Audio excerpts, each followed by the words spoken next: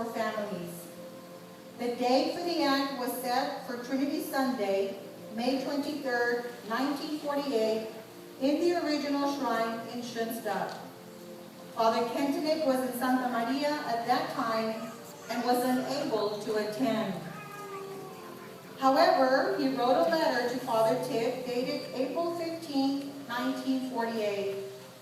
Father addressed his letter to Father Tick for the family work. This letter was later referred to as the founding document of the family work.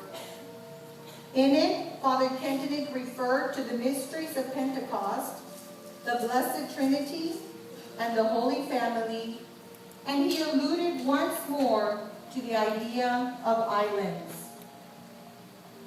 The following statement unfolds a more concrete idea of what Father Kentenich had in mind in order to form and educate families.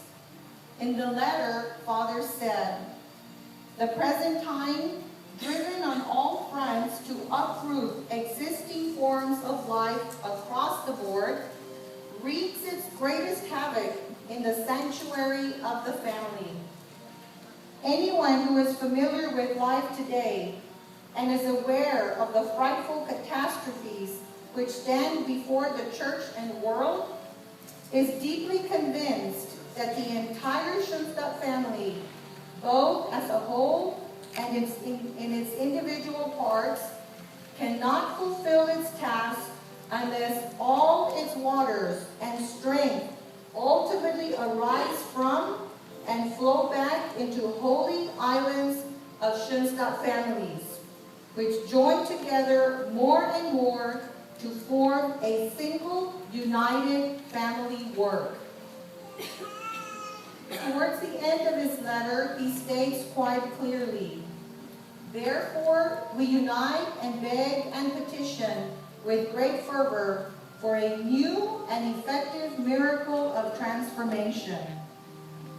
Take the picture of the Blessed Mother with you and enshrine it in your homes.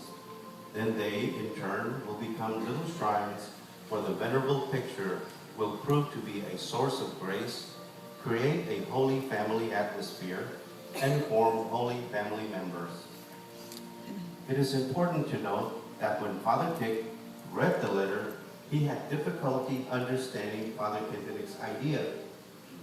How could a family represent a Schoenstatt shrine? Father Tick quickly noticed that this rested on an entire world of values. First of all, a shrine is God's house and applied to every church. There God is present, and in particular, in the Eucharistic presence of the Blessed Sacrament. What is marriage?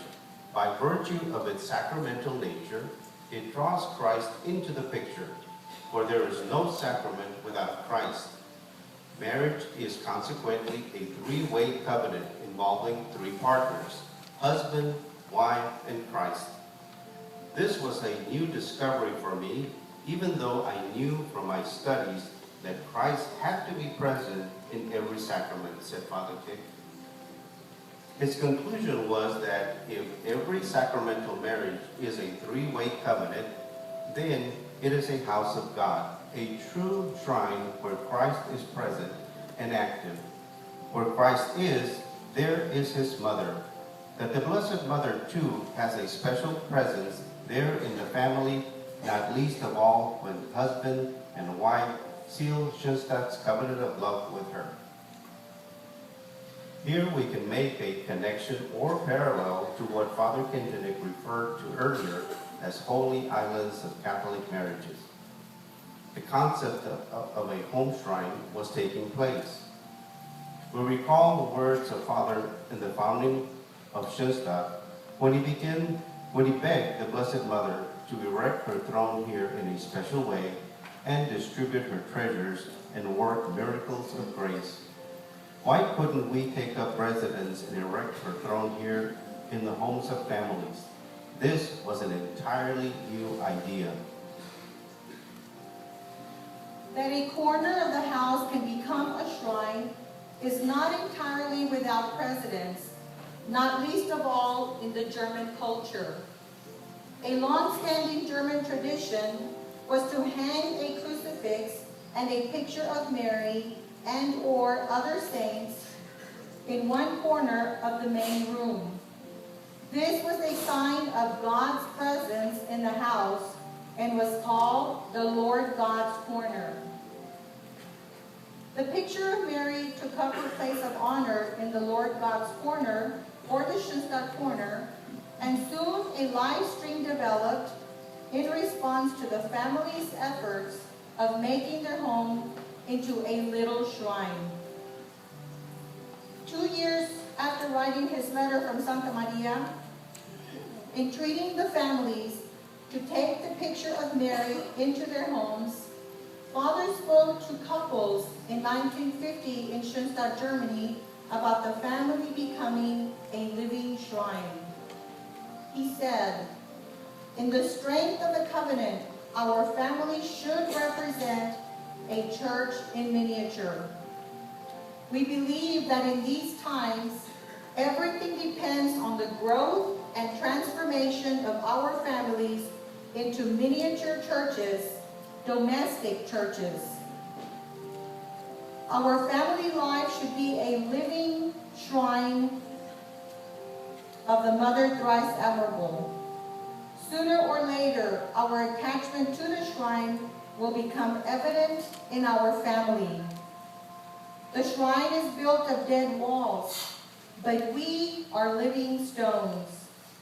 All the symbols of the shrine should come to life in my shrine, in my family."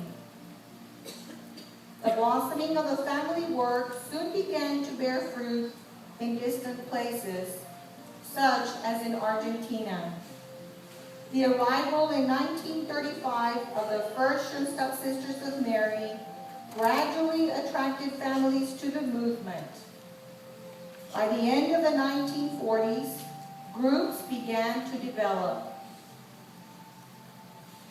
One particular group consisted of German immigrant families who were guided by a young German Palatine priest, Father Carlos Bosca.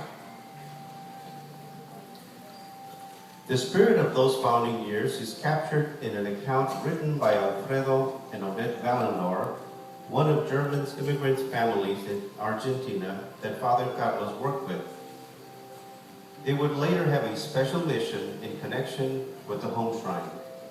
They reported that in 1948, the day of their engagement, one of Alfredo's uncles, who lived in Germany, sent them a crucifix as a gift, typical for the Lord God's Corner. Shortly before their wedding, in a corner of their little apartment, they placed the crucifix along with a picture of the MKE. And so, the first Schoenstatt Corner was born in Argentina. Later, they met with their group and with Father Carlos for the blessing of their little corner, and also to consecrate themselves as husband and wife to Mary.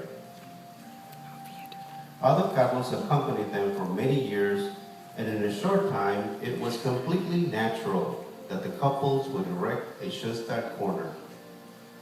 Several mothers also joined this live stream, and one of these even wanted to have a copy of the shrine in the Schoenstatt Corner. The corner was a place of praying, offering their daily contributions to the capital of grace, offering up joys and sorrows, giving the liturgical feast a special flavor, and offering up the baptism and first communion of their children. Several years later, in 1960, with the transfer of Father Carlos from Argentina to New York, a new phase in the history began. As a farewell gift, the existing groups gave him an album with a picture of each couple in their Schoenstatt Corner. Soon after arriving in New York, Father Carlos visited Father Kentinick in Milwaukee. He showed him the album and explained the live stream of the Schoenstatt Corner in Argentina. In 1964, Father Carlos wrote to the Wallendorfs, "We expect many great things in this Jubilee year, the 50th anniversary of the founding of Schoenstatt. One will interest you for sure, as well as the MKE.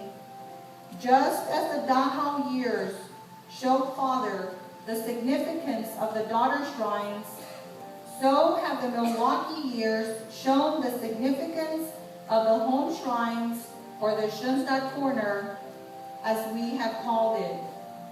I only need to let the enclosed picture do the talking.